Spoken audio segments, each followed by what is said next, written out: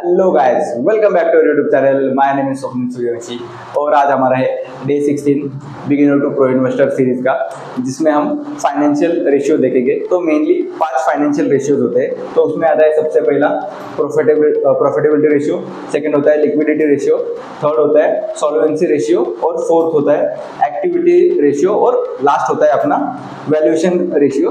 जो valuation ratio है ये हम इन्वेस्टमेंट के लिए यूज करते हैं। तो इसके मैं फॉर्मूले फटाफट बता देता हूँ। तो सबसे पहला आता है प्रॉफिटेबिलिटी रेशियो, यानी कि कंपनी का कितना परसेंट प्रॉफिट हो रहा है कि नहीं, तो वो कैसे निकालते हैं। तो इसका है मतलब उसका प्रॉफिट मार्जिन। तो प्रॉफिट मार्जिन का इसका फॉर्मूला है profit margin equal to net profit divided by sales revenue, यानी जितना भी आपका नेट प्रॉफिट हुआ रहेगा उसको आप सेल्स रेवेन्यू से डिवाइड करोगे तो आपको प्रॉफिट मार्जिन आ जाएगा। तो इसके बाद आता है लिक्विडिटी रेशियो। तो लिक्विडिटी रेशियो से मतलब ये किस चीज के लिए यूज होता है, कंपनी अपना शॉर्ट टर्म में जो कर्जा है वो इफेक्टिवली पे कर सकती है कि नहीं। तो इसमें आता है उसको कैसे निकालते हैं।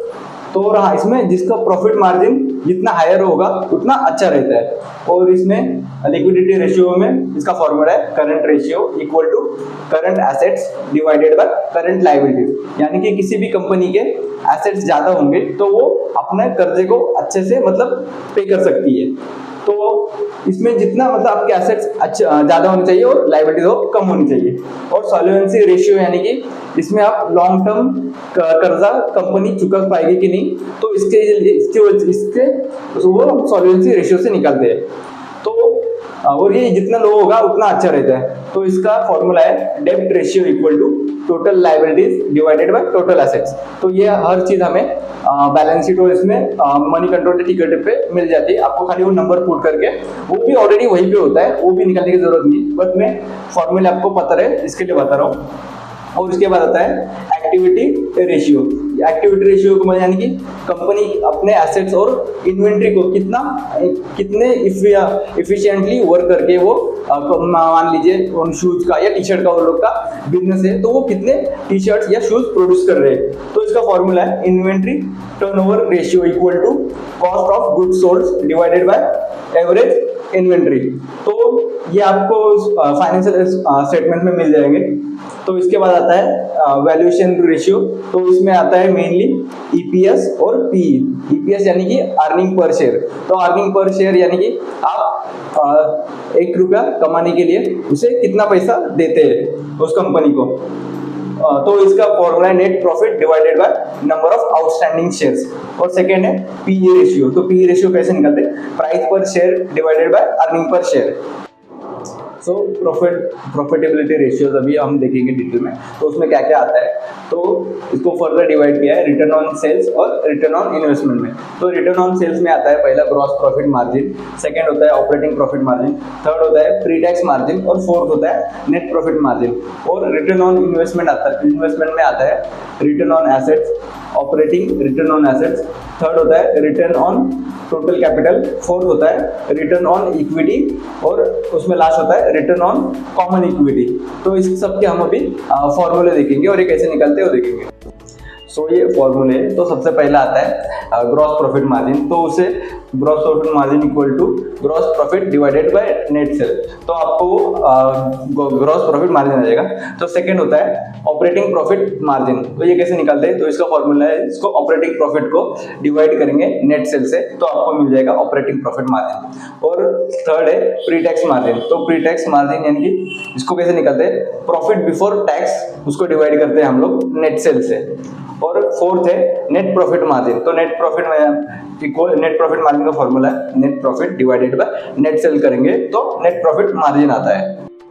सो इसके बाद आता है रिटर्न ऑन एसेट्स, यानी कि कंपनी अपने एसेट्स को कितने अच्छी तरह से यूज कर रही है जिससे कि ज़्यादा से ज़्यादा प्रॉफिट जनरेट हो। तो इसका फॉर्मूला है रिटर्न ऑन एसेट निकालने के लिए जो कहीं होता है प्रॉफिट आफ्टर टैक्स को डिवाइड कर देते हैं टोटल एसेट से। और दूसरा ये भी है कि profit before income and tax को डिवाइड करेंगे टोटल एसेट से, तो भी आपको रिटर्न ऑन एसेट्स आता है।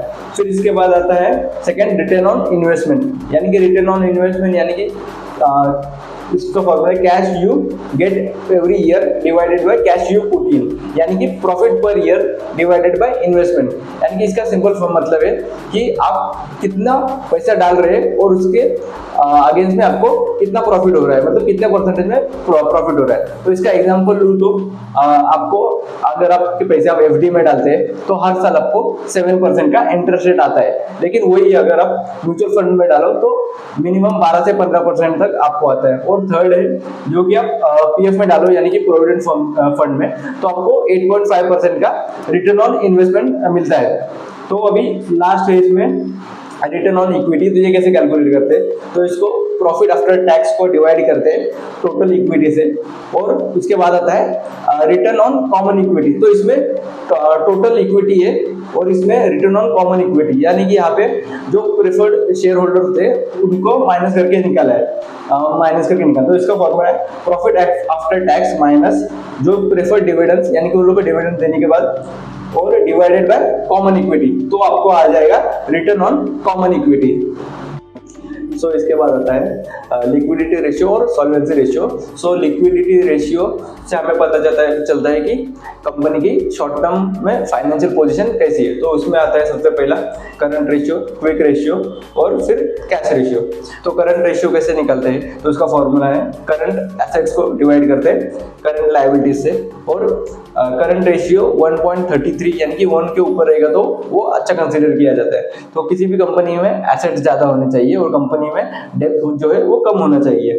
तो इसके बाद आता है कि क्विक रेशियो। तो क्विक रेशियो का फॉर्मूला है quick assets divided by current liabilities. तो क्विक एसेट यानी कि वेरी शॉर्ट टर्म में उसे हम कैश में कन्वर्ट कर सकते हैं और मतलब 1-2 महीने में इसे सेल कर सकते हैं, उससे हमें पैसा आ जाएगा।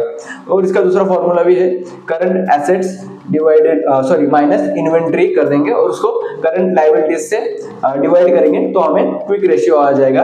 तो एक से ज्यादा क्विक रेशियो रहेगा तो वो उसे अच्छा कंसीडर किया जाता है। तो इसके बाद देखते हैं हम कैश रेशियो।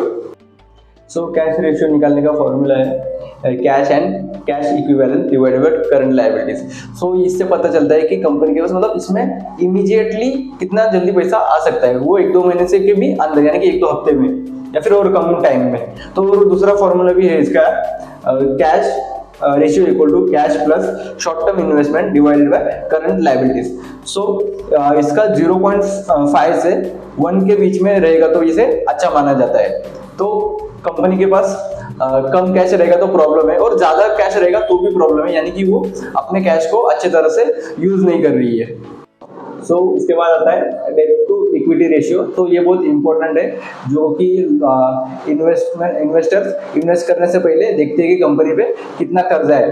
तो इसको कैसे कैलकुलेट करते हैं, तो टोटल डेब्ट को डिवाइडेड करते हैं टोटल इक्विटी से, तो आ जाता है डेब्ट टू इक्विटी रेशियो।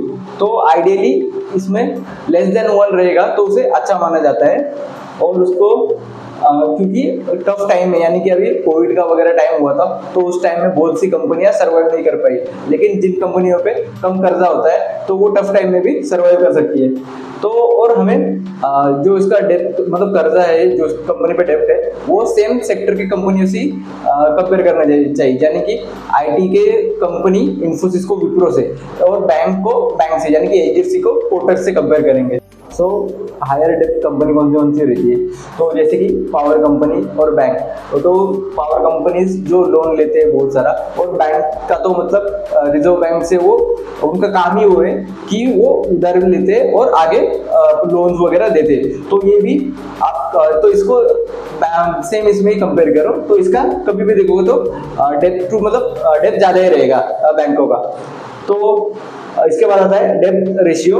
तो इसका फॉर्मूला है टोटल डेब्ट डिवाइडेड बाय टोटल एसेट्स। तो इसमें एक चेंज है, यहाँ पे टोटल डेब्ट डिवाइडेड बाय टोटल इक्विटी है, तो यहाँ पे इक्विटी की जगह पे एसेट्स लिए हुए हैं, तो तभी उससे हम डेब्ट रेशियो निकाल सकते हैं। और इसका लेस देन 0.5 रहेगा तो उसे अच्छा माना जाता है। सो इसके बाद आता है डेब्ट टू कैपिटल रेशियो। तो इसका फॉर्मूला है टोटल डेप्थ को डिवाइड करेंगे टोटल कैपिटल से। तो टोटल कैपिटल कैसे आता है, तो टोटल कैपिटल आता है टोटल डेप्थ प्लस इक्विटी करेंगे तो टोटल कैपिटल आ जाएगा। तो इसको लेस देन 0 पॉइंट रहेगा तो इसे अच्छा माना जाता है यूजुअली। और इसके बाद आता है इंटरेस्ट कवरेज रेशियो। तो इसको ईबिट को डिवाइड करते हैं इंटरेस्ट पेमेंट से, तो अपने को इंटरेस्ट कवरेज रेशियो आता है। और दूसरा फॉर्मूला है उसका कि EBITDA लेते हैं और उसको इंटरेस्ट पेमेंट से डिवाइड करते हैं। तो ये और इसका interest coverage ratio more than 3 रहेगा तो इसे अच्छा कंसीडर किया जाता है। और लास्ट है इसमें डेप्ट DCR डेप्ट टू सर्विस कवरेज रेशियो, तो जिसे DSCR भी बोलते हैं।